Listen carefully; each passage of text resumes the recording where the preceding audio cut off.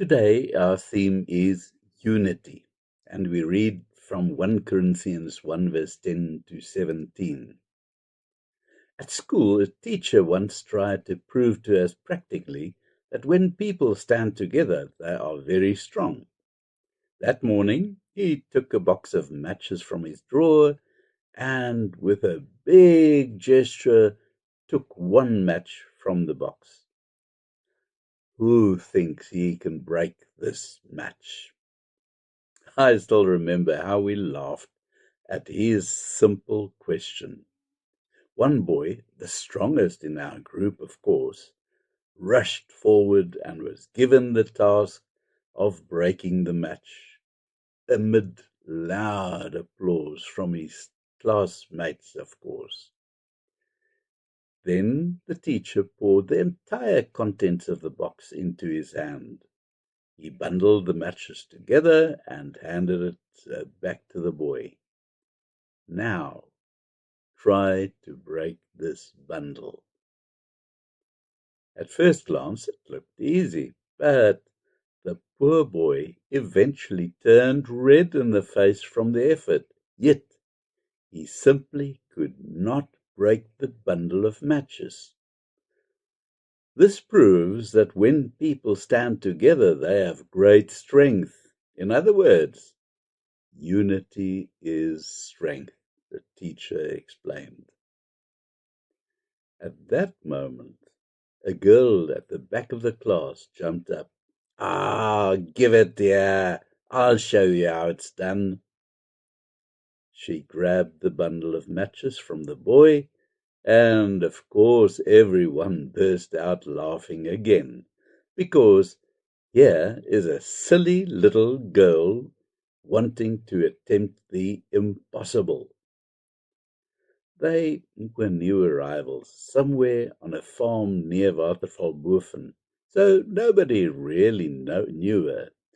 She took hold of the matches, and then our mouths fell open in amazement when she actually broke the entire bundle. She gave a meaningful look in the direction of the embarrassed teacher and sat down again. What nobody knew was that the girl was as strong as an ox.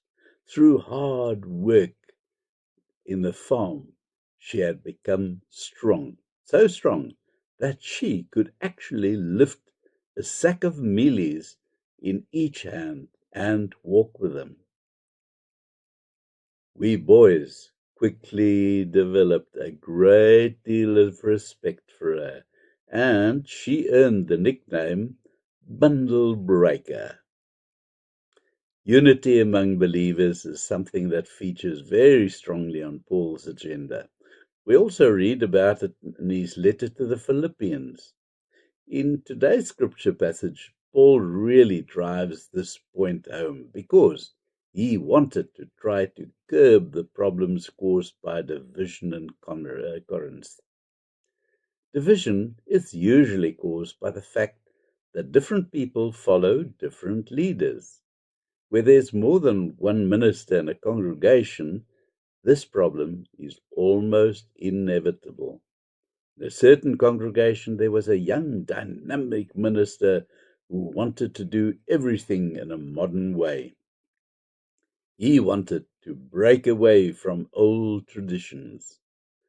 The second minister was an elderly gentleman who clung firmly to the old church traditions. There was a great deal of tension in the congregation because half the congregation stood firmly behind the one, while the other half supported the other minister. The congregation simply could not stand together. In Corinth, there were 3 ministers involved: Paul, Apollos, and Cephas, and each of these had his supporters. Although Paul had long since ceased to be part of the congregation by the time of this letter, there were still those who wanted nothing to do with anyone but Paul. It was not necessarily the ministers who caused the division, but rather cultural, social, or ethnic differences in the congregation that caused people to form cliques. Slaves were regarded as low class and were rejected by some. And then there were the Jews, who still did not want to associate with the Gentiles, even though they both were believers. The problem did not lie in the fact that people had a preference for the preaching of a particular minister, but in the fact that there was division between groups and that they simply could not stand together and worship together.